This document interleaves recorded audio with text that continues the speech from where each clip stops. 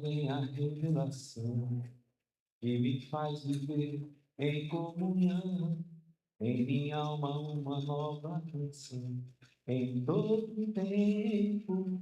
Então, é do Senhor que me vem, é do Senhor que vem a inspiração no meio da congregação, né? É na congregação que Deus habita, né? Que Deus se manifesta. E glória a Deus porque nós estamos aqui na congregação. Aleluia. Para quem não me conhece, meu nome é Marcelo, sou casado com a Vilma, que está ali. Aleluia. Esse ano 2026, nós completaremos no mês de julho, dia 28 de julho, nós completaremos 36 anos de casados. Aleluia. E ao longo desses anos todos, Deus nos presenteou com 3 filhos. O mais velho se chama Danilo, mora em Sorocaba. Ontem passamos um bom momento com ele lá. O filho do meio chama-se Marcelo Júnior, que vocês já conhecem, é o pastor aqui da igreja local. Tem pastoreado aqui, Deus tem dado graça a ele, né? Junto com a equipe de pastores, tem feito um trabalho excelente aqui na IPA. E a nossa caçula, né? A Débora, que vai nos dar uma netinha agora no mês de junho. E estivemos com ela também sexta-feira. Também mora em Sorocaba. Então a gente estava lá no interior vendo os filhos, né? Os amigos, parentes. E estamos em São Paulo já, agora é a semana final.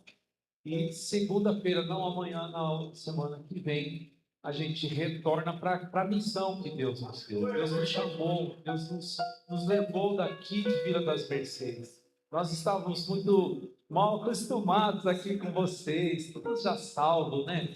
Todos vocês já tudo pregadores, já tudo ensinando. E glória a Deus por isso, irmãos. Eu fico muito feliz de ver pessoas nos sucedendo. Eu e a minha esposa aprendemos a falar isso. Nós somos bem-sucedidos. Ser bem-sucedido não é ter dinheiro no bolso, não é ter dinheiro na aplicação financeira. Ser bem-sucedido é quando você sai, o seu sucessor faz o que você fez e faz ainda coisas maiores. Eu aprendi isso, sempre ensinei isso. Quem foi meu aluno, quem foi meu discípulo aqui, ao longo desses 26 anos que eu passei dele, sabem que essa sempre foi a minha máxima, né? Jesus que me ensinou. Ele disse aos seus discípulos: tudo que eu faço, vocês farão também, farão coisas ainda maiores, né? E eu então me sinto uma pessoa bem-sucedida, porque fazem quase 3 meses que a gente está lá para o Nordeste e a igreja continua aqui de portas abertas, continua avançando, primeiramente pela presença de Deus, pela direção de Deus na vida de vocês, né, dos líderes da igreja local, mas também pelo trabalho de cada um. Vocês estão de parabéns, né, meu bem? Glória a Deus, estão de parabéns. Aleluia. Eu quero só dar assim um breve relato. Estamos fazendo células lá em Natal, no Rio Grande do Norte, um grande desafio, né, porque 80% do povo nordestino, ou vou reformular, 80% das pessoas que são natalenses, ou seja, os moradores de Natal, são pessoas idólatras, não professam a fé cristã evangélica. Só temos lá 20% de evangélicos. Na média nacional, no Brasil, hoje acredita-se que, segundo o IBGE, tá?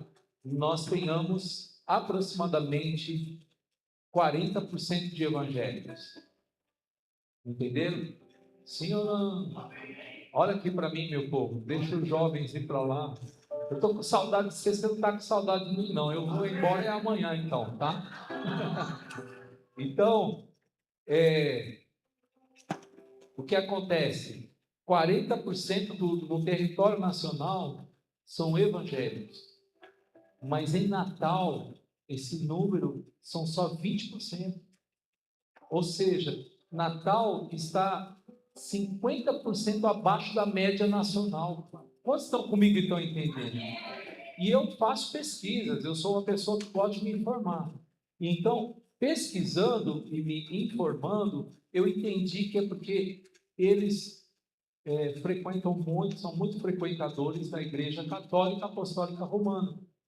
E a gente encontra uma barreira lá, porque todas as vezes que a gente está se aproximando, por exemplo, nós temos uma família afastada de Natal 60 quilômetros, e a gente chega lá e está tudo maravilha, a gente ministrando, e a gente fazendo o apelo e as pessoas não se convertendo, né? E as pessoas amam o Evangelho, eles amam tudo que a gente fala, tudo que a gente faz. Mas quando faz o apelo, as pessoas não se rendem aos pés de Jesus. E aí eu fui, então, um dia, vamos entender o porquê. Aí a pessoa falou assim, olha, sabe o que é? É que o meu avô é católico, entendeu? E o meu pai também é católico.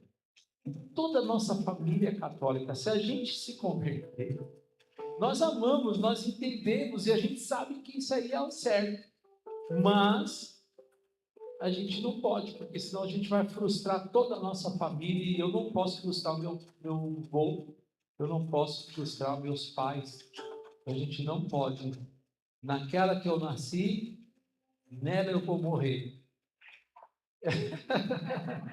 Então, não é muito fácil você ministrar lá no Nordeste, porque lá existe um negócio chamado tradição familiar.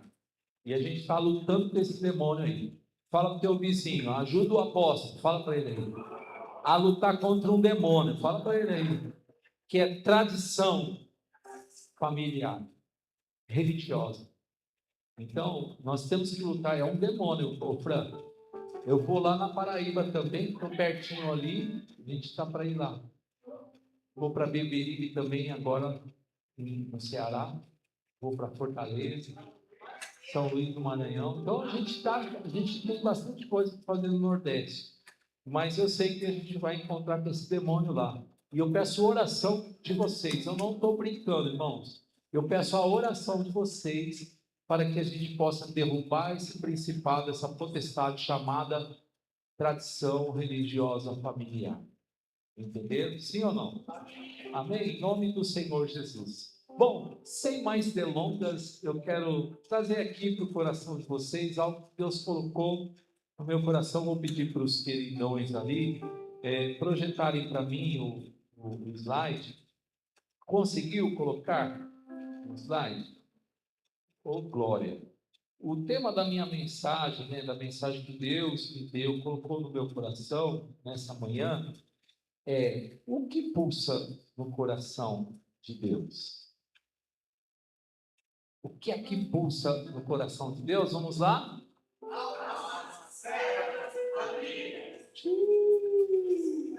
Vamos de novo? O que pulsa no coração de Deus? Almas, células, famílias. Almas, células, famílias. Almas, células, famílias. Isso é o que está pulsando no coração de Deus. Irmãos, e vocês podem ver, né? Eu faço exames. Sempre são exames de rotina para ver como é que eu estou. Tem algumas enfermeiras que me ajudam, outras não ajudam tanto. Acabam curando errado e acontecem esses hematomas. Mas eu fui fazer um ecocardiograma com estresse. Quem já fez isso aí? Ecocardiograma com estresse. Aí é difícil, né, irmã? Porque ele vai aplicando um negócio na veia, um remédio lá, e o remédio vai te estressando, ele vai acelerando o seu coração. E ali, então, eu estava com 68, 70 batimentos por minuto, estava calminho, e de repente vai aumentando, foi até 150 e tanto, lá, quase 160 batimentos. E aí você vai ficando, né, vai dando aquele calor, vai dando um calor, e a gente, não é fácil, mas eu estava lá vendo o coração. Coração, irmãos, eu queria só trazer essa ideia para vocês. O coração de Deus, irmãos, estava igual o meu quando eu cheguei para fazer o exame, estava pulsando.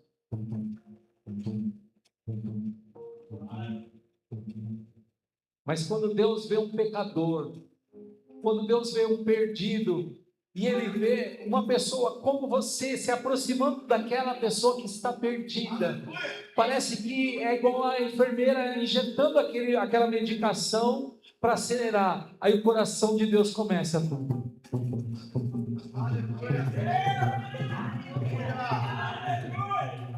Dá uma olhada para o teu vizinho e fala assim: o que é que pulsa no coração de Deus?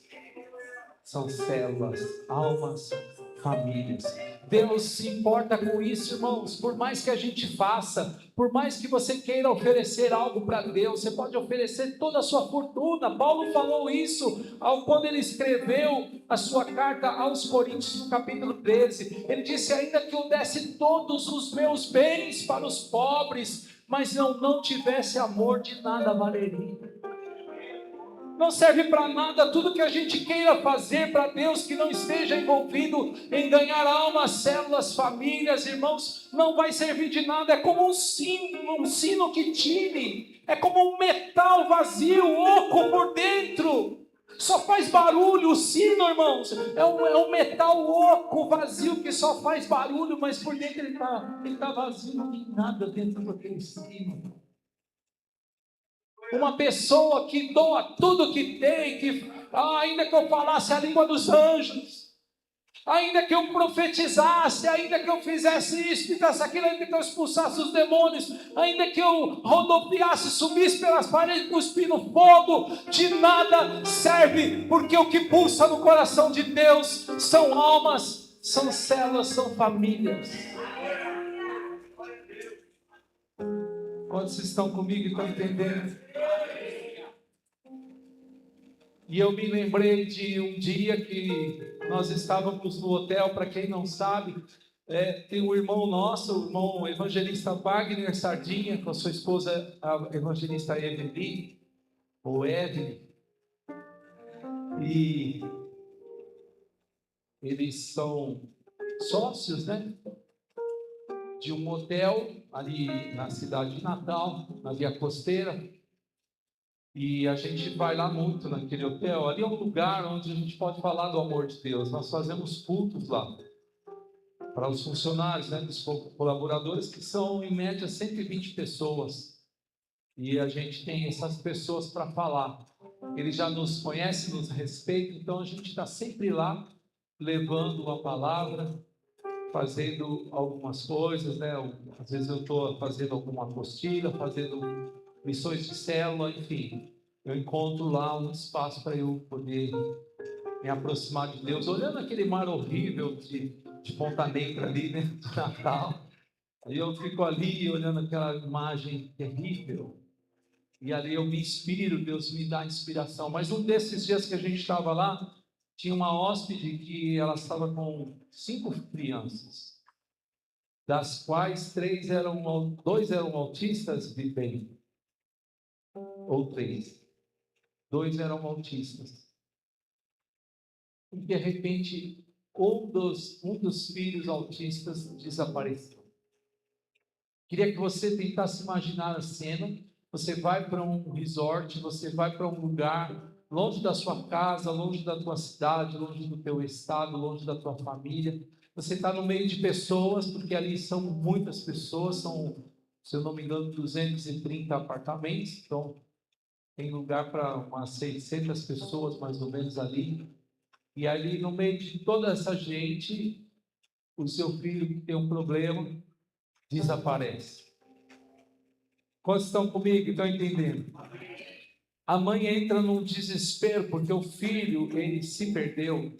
E então começa a mobilizar as pessoas do hotel. Todo mundo começa, funcionários, são hóspedes também que se consolidam ali, ficam, com o coração condoído, tentando ajudar, e saem para todos os lados procurando, e nada de encontrar. Reviraram, entraram em todos os apartamentos, enfim, na cozinha, nos banheiros, e não encontravam a criança.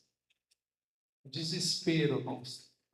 Tenta colocar o seu coração nisso, a sua mente nisso. Um grande desespero veio sobre aquela mulher. sobre o seu esposo, os outros filhos. E eu não sei quem conhece, né, Ponta Negra, quem conhece Natal, mas indo sentido Redinha, lá para o lado da Zona Sul. Então, o que acontece? Passa por uma praia, chama Praia dos Artistas. Sei lá, Praia dos Artistas. Longe, irmãos. É longe demais. Mas, de repente, eu não sei como, alguém se comunicou, ligaram para a polícia, tal, aquele helicóptero policial, e não sei quem, alguém viu a criança lá na Praia dos Artistas. Irmãos, quilômetros. A criança que tem esse problema de autismo, ela entra dentro de um sistema em que ela se desliga de tudo que está em volta. E ela correu por aquela praia, foi correndo, até que alguém viu lá na frente, viu uma criança correndo, aí foram lá, pararam a criança, senão ela estava correndo até agora. Aí pararam a criança, e aí, de uma forma sobrenatural, de uma forma maravilhosa, entenderam que tinha uma família desesperada lá na Ponta Negra. E aí, então, foram levar a criança lá. E houve uma grande festa, uma grande alegria. Houve uma grande festa quando a família reencontrou a criança que estava perdida. Louvado seja Deus.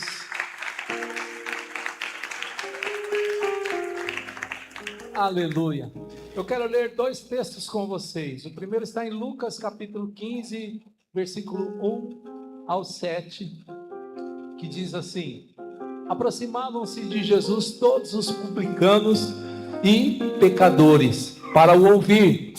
Os fariseus e os escribas murmuravam dizendo: este recebe pecadores e come com eles. Então Jesus lhes contou esta parábola: qual de vocês é o homem que, possuindo 100 ovelhas e percebendo uma delas, e perdendo uma delas, não deixa no deserto as 99 e vai em busca da que se perdeu até encontrá-la?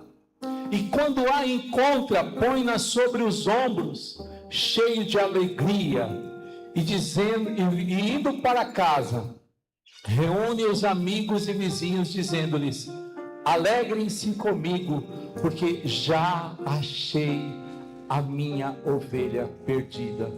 Digo a vocês que assim haverá mais alegria no céu por um pecador que se arrepende, que por 99 justos que não necessitam de arrependimento. Louvado seja Deus. Conhece aquele louvor assim, ó? Eram 100 ovelhas juntas no aprisco. Eram 100 ovelhas que o amante cuidou. Porém, numa tarde, ao contá-las todas,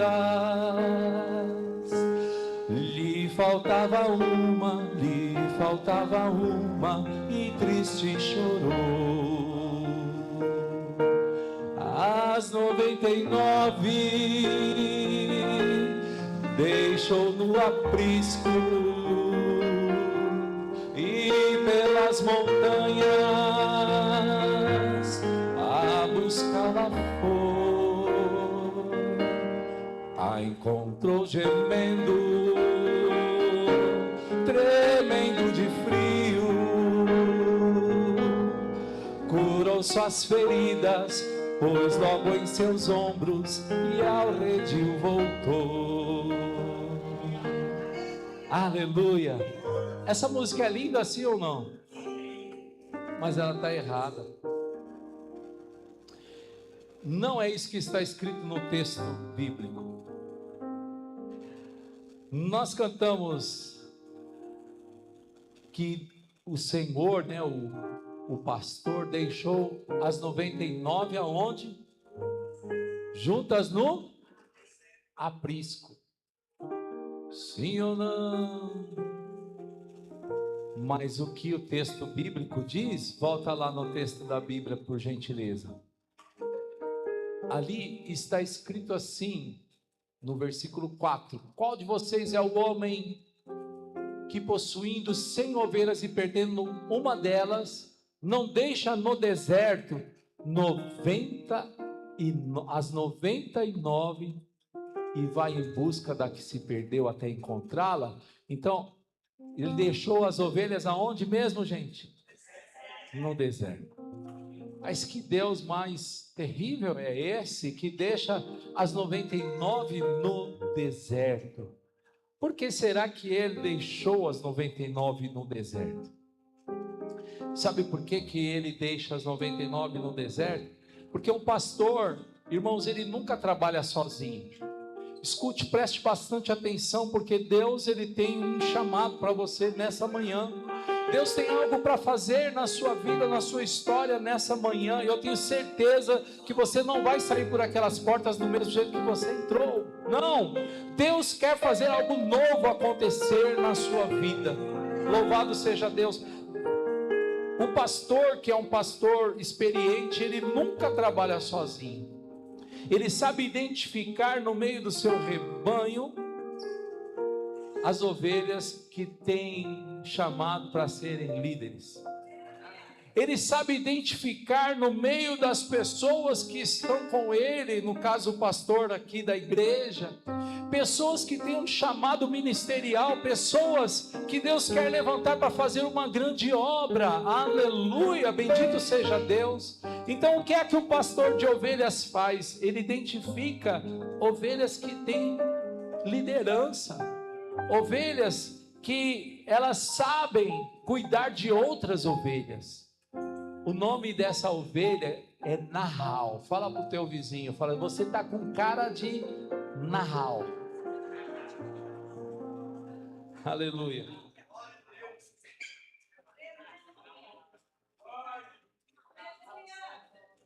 Então, Deus está nessa manhã querendo que você compreenda que Ele olhou para você e Ele identificou em você características que Ele quer usar e aproveitar para o sucesso da obra de Deus. Sabe o que acontece com aquela ovelha que ela é a ovelha Nahal? Ela normalmente recebe um sinete que é pendurado no seu pescoço. Quem já viu no meio das ovelhas, uma que tem um sinetezinho que fica blá, blá, blá, blá, blá, sininho ali, né? Então, aquela é a ovelha Nahal. Porque como ela tem um chamado para ser líder, ela vai e as outras vão todas atrás, vão seguindo a ovelha Nahal. Por isso é que o pastor de ovelhas, quando ele está no meio do rebanho, ele tira o sinete. Todas elas se tornam ovelhas normais, ovelhas iguais. Mas quando ele precisa ir atrás daquela que se perdeu, então ele coloca o sinete naquela que tem um chamado para liderar. Aleluia. E aí ele coloca aquela ovelha com um propósito, que é conduzir as outras ovelhas, enquanto ele sai para ir nos valados, enquanto ele sai para ir em busca daquela que provavelmente já está dentro de um buraco, que provavelmente já está exposta aos ataques dos lobos, dos leões e de outras feras que tem no meio do deserto. Quantos estão comigo e estão entendendo aí? Então, essa manhã, o Senhor quer que você compreenda que Ele tem hoje um sino para colocar no seu pescoço. Hoje, Deus tem algo especial que Ele quer fazer, colocar no seu pescoço, para que você possa ajudar na obra do Senhor. Bendito seja Deus. Aleluia. Então, queridos, vamos lá para a introdução, meu queridão. Louvado seja Deus. Existe algo que move Deus constantemente, e não é apenas poder, não é apenas santidade, é um coração em movimento. Deus não está parado. Ele está buscando, salvando e enviando. Deus, irmãos, Ele se move o tempo todo. Deus está sempre se movendo. Deus não está paralisado. Nós nos paralisamos. Nós estamos sempre esperando um evento, como por exemplo aconteceu sexta. E parabéns por aquilo que vocês fizeram aí na rua Angaturama, na feira. Glória a Deus, eu achei lindo aquilo, eu vibrei, coloquei lá no nosso grupo do WhatsApp. Falei assim, parabéns a todos os que se envolveram com o que aconteceu nessa sexta-feira. Mas muitas vezes a gente fica esperando uma sexta-feira santa. Muitas vezes a gente fica esperando um momento para falarmos do amor de Deus. Nós ficamos esperando um evento, algo especial, uma data, um calendário, uma agenda. Eu quero que você entenda que Deus não age assim, Deus não trabalha assim. Deus está de manhã, de tarde, de noite. Ele está, aleluia, com o seu coração pulsando por almas, células, famílias. Ele está com o seu filho autista que se perdeu e que está desesperado, correndo pela praia, sem saber onde vai chegar. Ele está ali preocupado com aqueles que estão se perdendo, que estão se desviando, com aqueles que não têm mais esperança. Deus está preocupado com essas pessoas. Bendito seja Deus.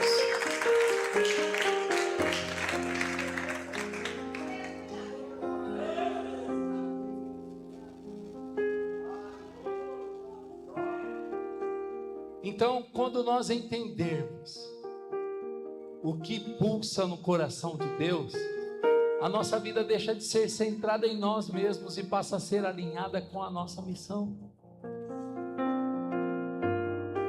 Queridos, o mundo está acabando, irmãos. As guerras estão aí mais fortes do que nunca. Nunca houve tanta notícia de guerra no mundo afora. Nunca houve tanta coisa ruim acontecendo. Tem hora que a gente fala assim, meu Deus, até quando que isso vai durar? Mas eu creio que vai durar até o momento do arrebatamento da igreja. Louvado seja Deus. Então Lucas capítulo 15, ele acontece em um momento em que Jesus estava sendo criticado por andar com pecadores. E é importante a gente saber, queridos, que é nesse momento que nós temos que andar com eles mesmo. Existem coisas que acontecem na minha vida, lá no Rio Grande do Norte mesmo, em que eu estou conversando com pessoas, eles não têm a dimensão de quem sou eu. Eles acham que eu sou um cara legal, um pastor, um amigo. E é verdade, também eu sou isso. Mas eu sou alguém que Deus tirou da minha família. Deus me tirou dentro da minha casa. Deus me tirou, irmãos, de tanta coisa que eu fazia aqui, de que eu tinha aqui, para ir em busca dele que está lá perdido. Ele não tem essa compreensão, ele não tem essa noção de que tudo que Deus fez para me levar para aquele lugar é por causa daquela alma dele que está ali, é por causa do amor imensurável de Deus por aquela vida, por ele. Deus o ama de tal maneira que ele, irmãos, me fez abrir mão de tanta coisa. Eu não sei se vocês estão entendendo o que o Espírito Santo quer ministrar no seu coração. Eu tenho uma netinha linda, tá por aí. Ontem, quando eu cheguei de viagem, ela já correu lá, pulou em cima da minha cama lá, e me abraçando e querendo brincar, e vovô Celo, e vovô para cá, e vovô para lá. Pensa que isso não me faz falta? Para você estar lá num lugar onde as pessoas nem têm noção, nem sabem direito quem é você. Mas é isso que pulsa no coração de Deus. Eu tenho que estar lá onde que está o perdido. Jesus, ele estava no lugar certo, ainda que aqueles religiosos achassem, mas ele está comendo com pecadores. Os religiosos o apontassem e dissessem: olha, mas ele está no lugar errado. Jesus tinha consciência, certeza de que ele estava no lugar certo, na hora certa, buscando as pessoas certas. Louvado seja Deus.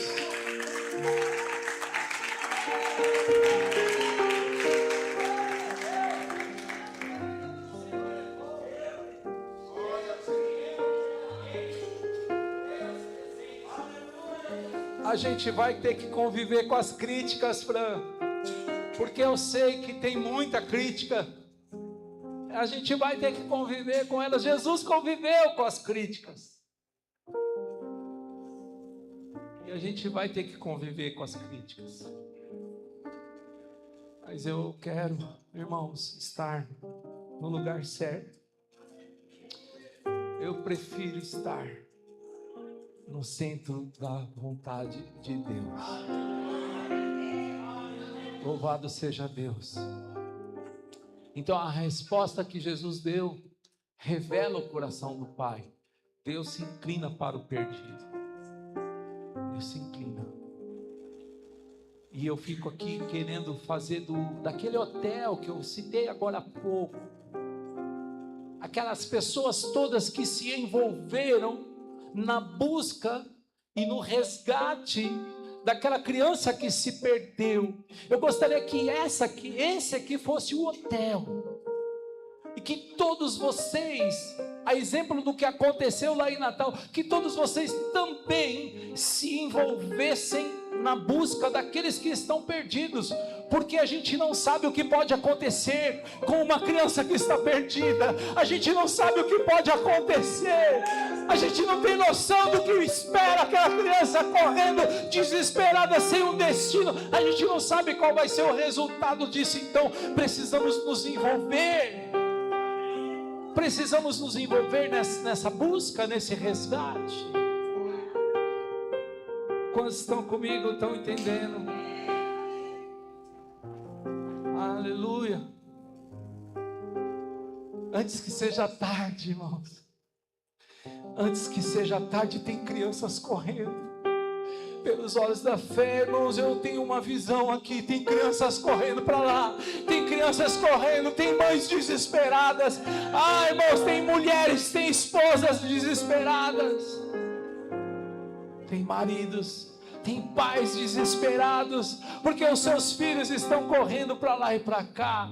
E existe um hotel no lugar certo, na hora certa. Existe um hotel com pessoas preparadas, com pessoas dispostas a ir em busca e ao encontro dessas crianças para resgatá-las e trazê-las de volta. Bendito seja Deus. Sabe o que é o hotel? É o lugar que nós nos alimentamos. Se você for lá um dia, você vai ver. O que não falta lá é alimento. Né, Daniel? Danielzinho, Lala, já se hospedaram lá. O que não falta é alimento. Tem alimento de manhã, de tarde, de noite, de madrugada. A hora que você chegar lá tem comida. Aqui, esse hotel aqui tem alimento, irmãos. Deus tem te alimentado. Você não pode sair daqui falando assim: não, mas hoje Deus não falou comigo, hoje Deus não tocou meu coração. Talvez seja porque o teu coração não estava preparado para a mensagem, mas Deus está liberando o alimento. Deus está enviando alimento todos os dias para essa igreja. Este lugar, irmãos, é um lugar que tem comida boa, alimento bom. Louvado seja Deus.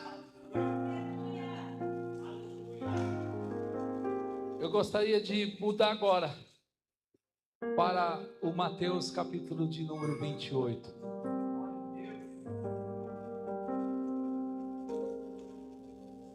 Os 11 discípulos partiram para a Galiléia, para o monte que Jesus lhes havia designado. E quando viram Jesus, o adoraram. Mas alguns duvidaram. Jesus aproximando-se, falou-lhes, dizendo: toda a autoridade me foi dada no céu e na terra.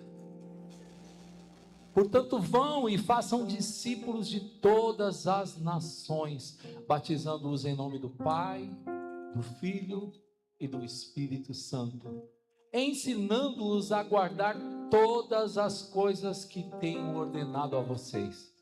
E eis que estou com vocês todos os dias até o fim dos tempos. Essa é a grande comissão. Sabe quando aconteceu isso aí? Foi um pouco depois da Páscoa.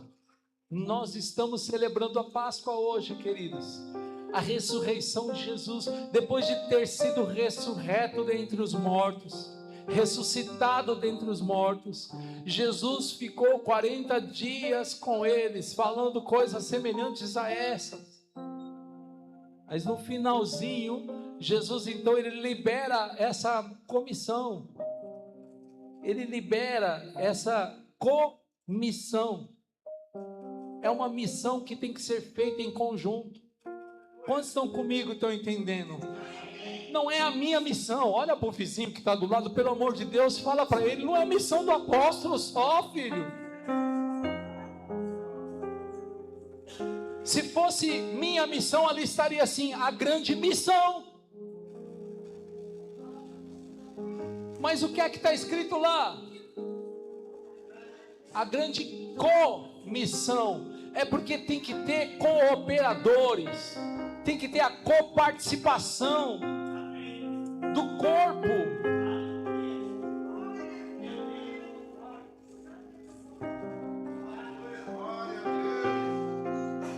É a nossa missão, queridos.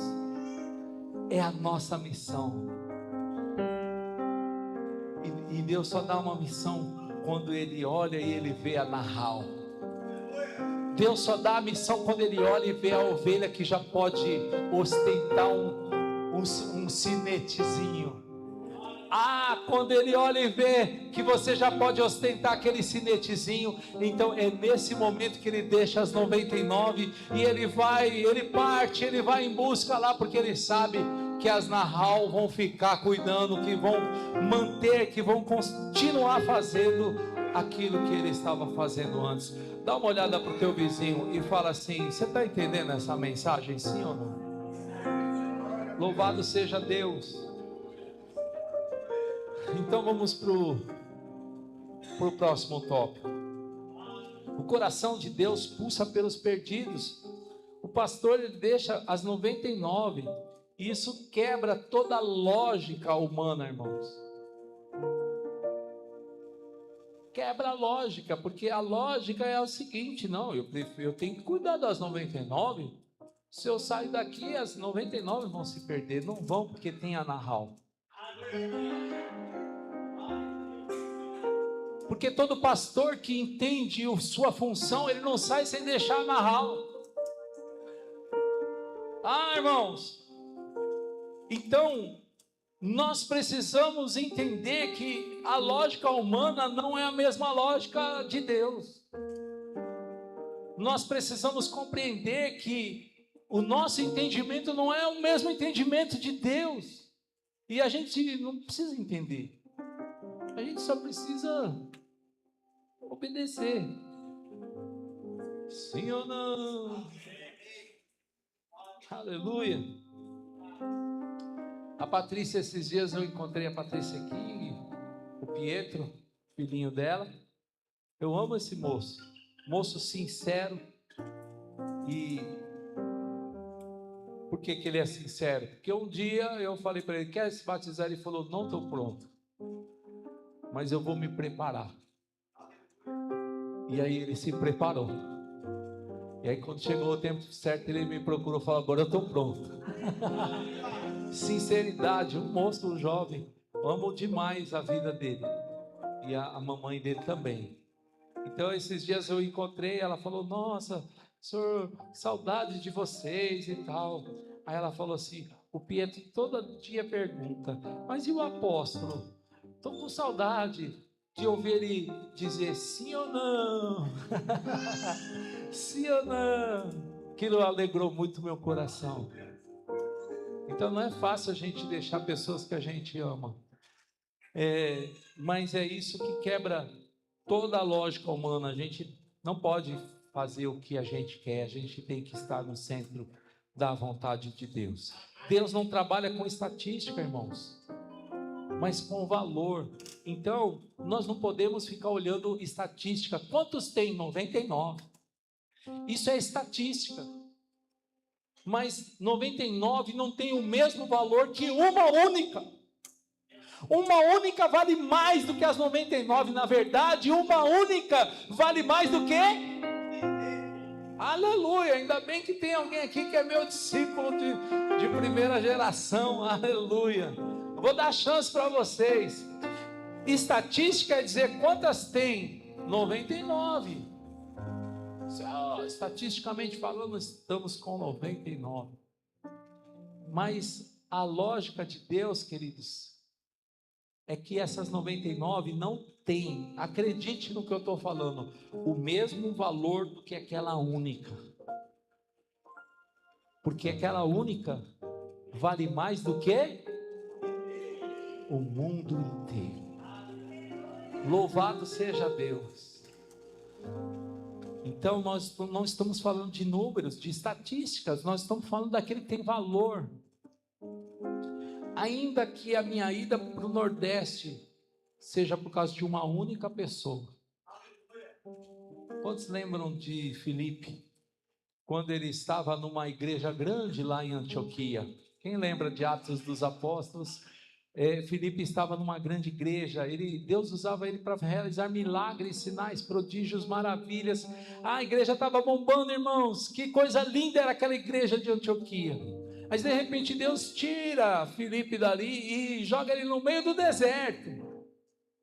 E quando ele está lá no meio do deserto, quem é que passa lá no deserto por acaso? O eunuco, servo de uma rainha lá, Candace. E sabe o que aconteceu naquele deserto? Então, o Filipe, o eunuco estava de carruagem, né? Cavalos puxando a carruagem, e o Filipe teve que ir correndo ao lado. Olha, fala para o teu vizinho, como que está o teu preparo físico aí, meu irmão? Pergunta para ele. Querido, para correr em busca da criança que se perdeu na praia, ou para correr ao lado da carruagem do eunuco, não importa. Dá uma olhadinha para o teu vizinho e fala assim: vai para a academia amanhã, em nome de Jesus. Entra em forma, porque para fazer a obra de Deus, você vai precisar fazer alguma coisa aí. Faz alguma coisa, em nome de Jesus. E então o Filipe, que estava numa baita de uma igreja, de repente ele está no meio do deserto, correndo ao lado de uma carruagem. Sabe por quê? Porque Deus queria salvar aquele eunuco. E quando Deus quer fazer, irmão, eu só preciso acreditar.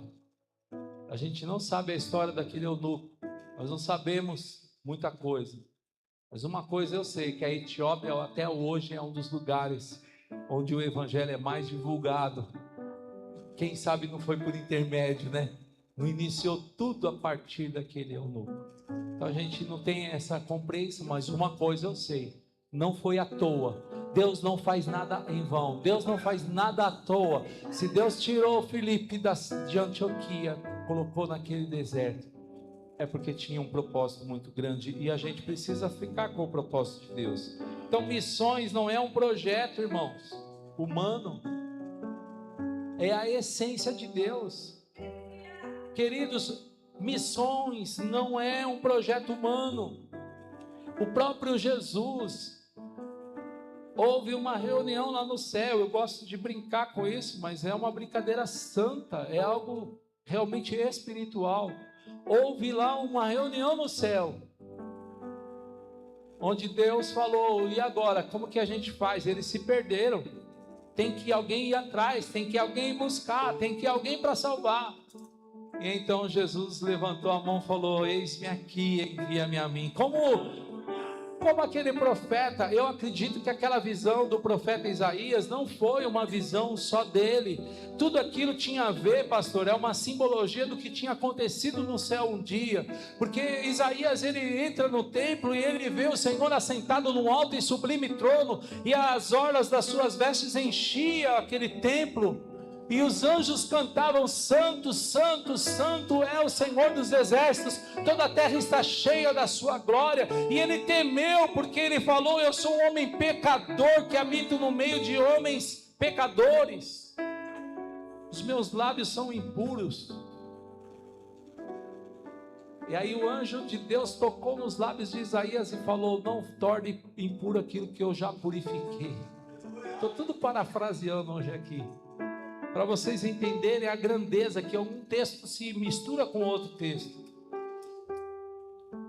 E aí, sabe o que aconteceu? Ele ouviu uma voz dizendo: quem irá por nós? Quem enviaremos e quem há de ir por nós? Então Isaías levantou a mão e disse: eis-me aqui, envia-me a mim.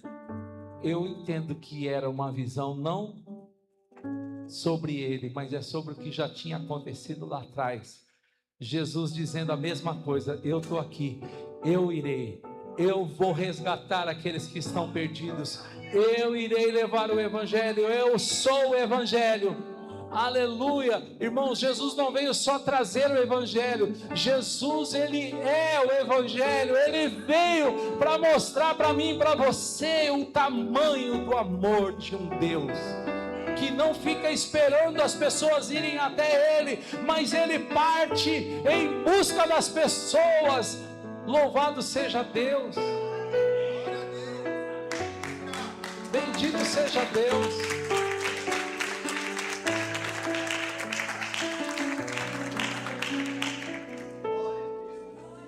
Então, o tópico 2 você pode colocar, mas eu já falei, é o Isaías 6,8: eis-me aqui, envia-me a mim.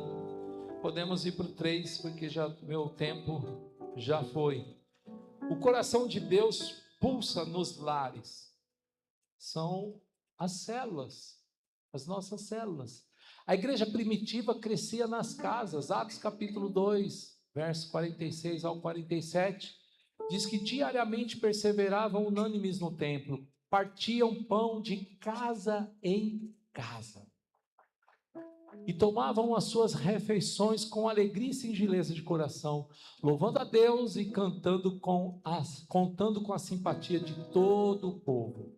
Enquanto isso, o Senhor lhes acrescentava dia a dia os que iam sendo salvos. E no capítulo 5 do mesmo livro, diz assim: e todos os dias no templo e de casa em casa, não cessavam de ensinar e de pregar que Jesus é o Cristo.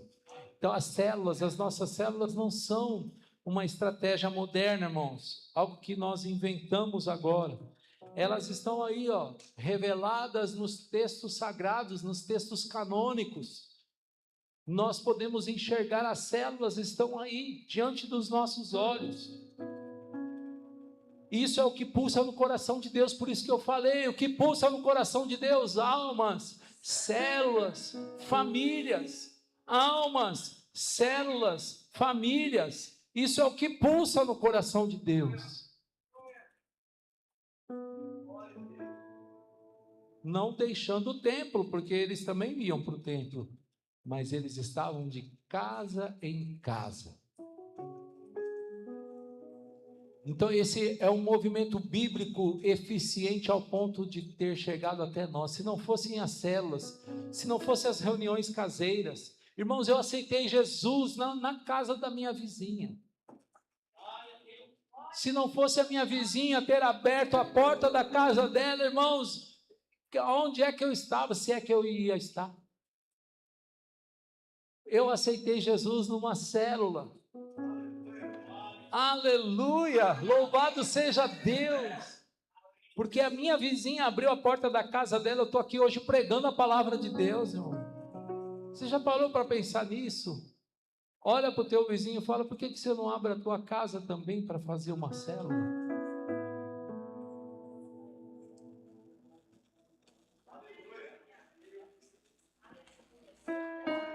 Quem sabe lá na sua casa, lá na sua sala, não vai chegar lá uma pessoa que vai ser um apóstolo para as nações, que Deus vai levar para as nações. Vai sair lá de dentro da sua sala, de dentro da sua casa. Em nome do Senhor Jesus. Quantos estão comigo e estão entendendo aí? Louvado seja Deus. Pode ser que você fale assim: eu nunca vou pegar o avião, eu nunca vou viajar para longe para fazer isso aí, eu tenho minhas coisas. Mas quem sabe lá na sua sala, o próximo que vai ser enviado para fazer a obra missionária, ele vai aceitar Jesus lá na sua sala, em nome do Senhor Jesus. Você pode aplaudir ao Senhor aí, meu filho?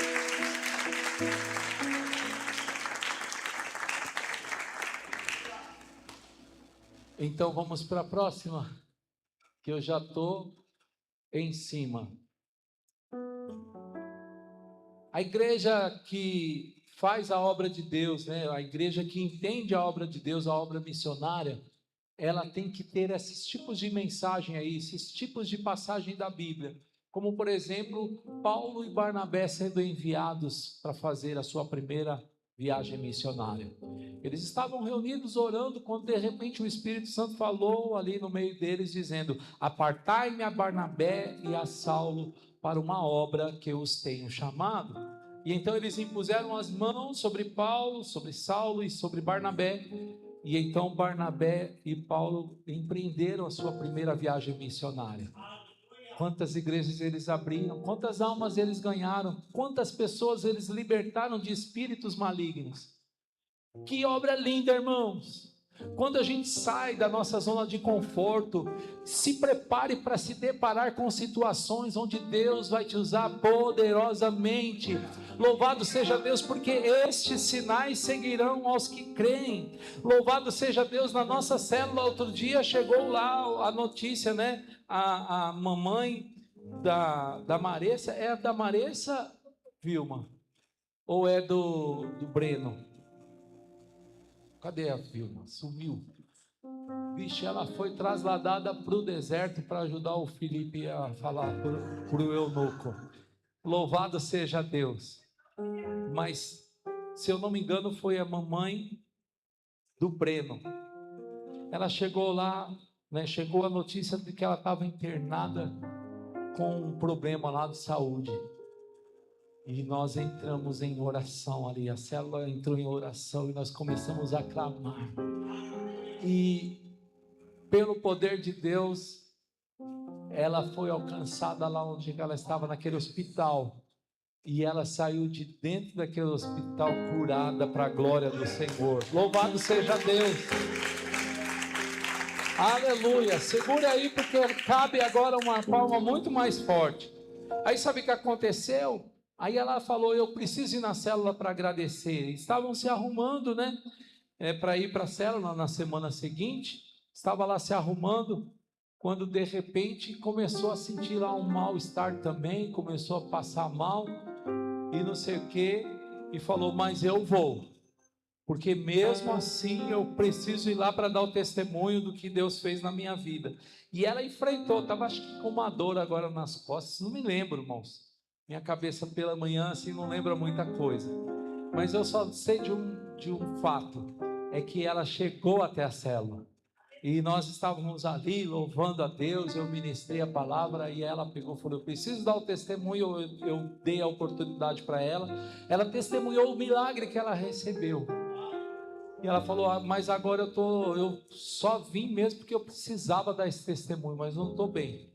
Aí nós ali impusemos as mãos sobre a vida dela e naquele mesmo instante Deus operou um grande milagre na vida daquela mulher. Louvado seja Deus. Aleluia. Estes sinais seguirão os que creem. Se a gente ficar, o sinal não segue, mas se você for, os sinais começam a te seguir, e onde você estiver, você vai ver, você vai orar pelos enfermos e eles vão ser curados. Você vai orar por aquelas pessoas possessas, por aqueles que estão sendo atormentados, e eles vão ser libertos em nome do Senhor Jesus. Portas se abrirão, coisas tremendas acontecerão, irmãos, porque é assim que aconteceu na vida de Paulo, de Barnabé, de todos os que vieram antes de nós. A igreja de Antioquia também foi uma grande base missionária. Irmão, se não fosse a igreja de Antioquia, nós não tínhamos o evangelho do jeito que ele é hoje. Foi ali, aquela igreja é que sustentava e enviava os apóstolos. Eles davam condições dos apóstolos chegarem onde eles precisavam chegar. Antioquia é a terra, uma terra fértil, mas eu quero que vocês entendam uma coisa, irmãos. Para que a igreja pudesse enviar um apóstolo, enviar outro, e mais outro, e a obra só dependia de Antioquia. Antioquia era um celeiro missionário, era uma base missionária. Sabe como que eles conseguiam sustentar, e enviar? Sabe por quê? Porque quando Deus percebeu que Antioquia investia em missões, então Deus começou a enviar recurso. E então se prepare, meu irmão, minha irmã, porque Deus vai começar a enviar recursos. Aleluia, Deus vai fazer dessa IPA aqui em Vila das Mercês a IPA de Antioquia, aleluia, e Ele vai enviar recursos. Quantos estão preparados para receber recursos financeiros? Porque se você disser assim, eis-me aqui, o Senhor vai começar a enviar recurso financeiro para a sua vida, em nome do Senhor Jesus, para que a gente possa enviar mais missionários. Não tem outro jeito, querido. Ele vai fazer você prosperar. Ele vai te dar condições. Ele vai te fazer prosperar, vai te fazer ficar abençoadíssimo na área financeira. Se você recebe, diga amém. Louvado seja Deus. E o bom samaritano, né? Veja só, o bom samaritano, ele pega uma pessoa caída lá, todo estrupiado. E o que bom samaritano faz? Ele cuida, ele coloca no seu cavalo, ele leva até a estalagem e ele deixa lá o recurso financeiro para que o dono da estalagem cuidasse daquele ferido. É assim, irmãos, a obra missionária. Eu vou pro final, tá, filha? Não vamos entrar nas palavras do original, não. Vamos para a conclusão. O que pulsa no coração de Deus ainda continua pulsando até nos dias de hoje. E a pergunta não é se Deus está se movendo. Aliás, a pergunta não é se Deus está se movendo. Ele está. Então qual é a pergunta? A pergunta é: você está alinhado com esse movimento? Deus está se movendo, irmãos. Sexta-feira, não sei se foram 7 ou 9 pessoas aceitaram Jesus aqui na igreja. Quantos foram? 9 pessoas aceitaram Jesus. Ontem foi mais uma pessoa. Sim. 2 pessoas. Então olha para o teu vizinho e fala assim: Deus está se movendo. Mas e você está alinhado com esse movimento? Você está alinhado com esse movimento ou você está só observando? Então olhe para alguém que está do teu lado e fala assim: Deus conta com você e é por isso que você está aqui nessa igreja. Fala para essa pessoa aí, em nome de Jesus. Fala assim: olha, é por isso que você está aqui, porque Deus conta com você. Deus te trouxe para cá, Deus te plantou aqui, aleluia. E Deus vai fazer grandes coisas na sua vida e através da sua vida. Deus vai te dar todo o recurso, Deus vai te dar todas as condições, Deus vai preparar tudo, meu irmão. É só você dizer: eis-me aqui. É só você dizer: eis-me aqui, porque o resto o Senhor fará. Louvado seja Deus. Vamos ficar em pé aí no seu lugar em nome de Jesus. Bendito seja Deus. Eu quero liberar uma palavra sobre a tua vida. Então você que quer, irmãos, fazer parte do movimento celestial, Você que quer fazer parte da história de uma igreja que vai ser uma igreja base missionária para todos os povos. Você que quer ser, quem sabe, o próximo a ser enviado. Eu quero falar para você, vem aqui rapidinho para a gente poder encerrar. Toque aqui nesse altar, irmão. Pode tocar aqui, ó, e fale assim: não, eu quero fazer parte desse movimento. Eu quero fazer parte da história da minha igreja. Eu quero fazer parte desse novo tempo que o Senhor está preparando, dessas coisas que o Senhor está preparando.